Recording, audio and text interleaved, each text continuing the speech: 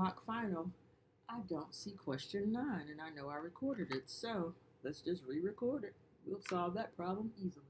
So we're going to solve these inequalities. They're absolute value inequalities, so we know that we solve these quite uniquely. So usually these are given in sets of 3 where you solve the equal part, you solve the less than, and you solve the greater than, but I'm just giving you these two. So let's talk about it. When I solve this problem, the first thing I'm going to do is I'm going to move this 3 over to this side. And it's going to become the absolute value of x plus 8 is greater than 12.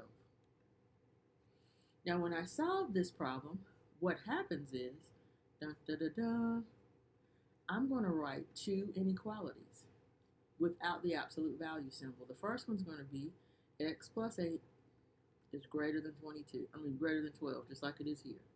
I'm going to subtract the 8, and I'm going to get x is greater than 4.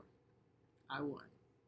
Then I'm going to do x plus 8 is less than. I got to change the symbol and change the sign of this number that is this constant number, negative 12. Now, why do I have to do this? Remember the definition of absolute value. It means the distance that a number is from 0 on the number line. So we have a positive distance of 12, and we have a negative distance of 12. And also think about this. Whenever you multiply something times a negative 1, it becomes less than, right? Because it's on the left side and all that good stuff, but its value actually changes. So we have to change the direction of the inequality symbol to represent that multiplication or division by a negative number. Trust me, we've got to do it. So we subtract this 8, and we end up with x is less than negative 20. Now, let's look at a number line because we have to write our answer in interval notation anyway, so we might as well have a number line here to help us. And let's put these numbers in number line order. I know this is a 4 and this is a negative 20. So on the left side, we have the negative 20, and on the right side, we have the 4. Now, in the history of inequalities, we know that when we have something that is less than negative 20, we would usually represent it with an open circle. And because it's less than, look at the direction that the arrow is pointing. We're going to go in that direction. To the left, to the left. Now, in interval notation, we're going to create a parenthesis to represent that open shape. Why? Because we don't have an open circle button on our keyboard. So we got a parenthesis, and it's going towards negative infinity. So I color in this arrow, and I just put a little negative infinity right there. Just keep that in my mind when I get ready to write my interval notation. Now with the 4, that's another open circle, but notice that it's pointing towards the right. So it would go in this direction. So that means we'd make a parenthesis, turn towards the right, an open one, and go towards positive infinity. So color in that arrow, it's going to positive infinity. So when we write out this answer, it is parenthesis, negative infinity to negative 20, close parenthesis. Neither of these values is actually included in here because, first of all, we don't know where negative infinity ends. It just keeps on going. And 20 is just not included because, well, negative 20 isn't less than negative 20. It is negative 20. So only if there's an equal mark will we change the symbol. Then we're going to put a U or a comma. You got to read the directions. And then you put parenthesis for positive infinity parenthesis. So that is the answer for part A in interval notation. And again, I encourage you to draw a graph so you can visualize it because sometimes seeing it is a lot easier than looking at it analytically. Now let's look at part B. Now part B is a little different. We're still going to move that 3 over by subtracting it. And it's going to give us the absolute value of x plus 8 is now less than 15.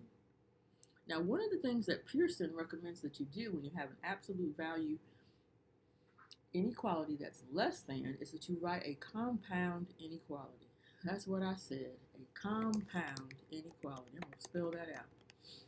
And then we're going to solve it, and our answer is going to already be kind of written in the form that we need, and we can just use that with interval notation.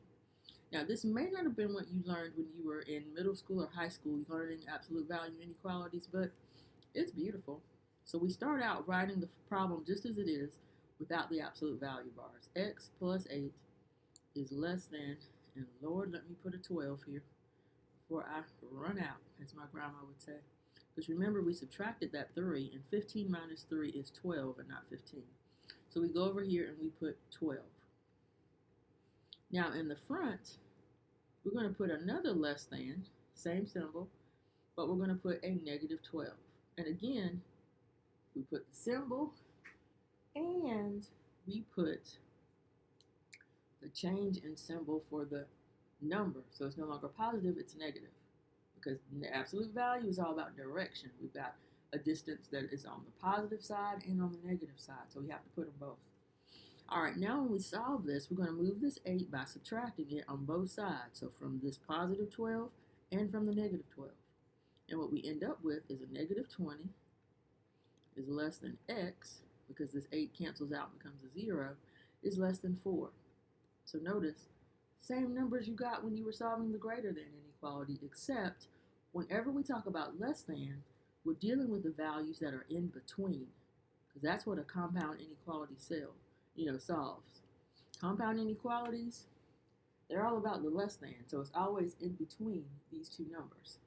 So if we were to graph this, we're talking about all the values that fall in between negative 20 and positive 4, not inclusive, because they're not included. There's no equal to marks underneath here. So all we do is shade what's in between these numbers. And that's all we have to do. Very easy peasy, breezy, beautiful. And when we write in interval notation, it looks just like an ordered pair, but it's not. We're saying that the solution sets are all the numbers in between negative 20 and 4, not inclusive. And that's the answer to part B. Hope that helps.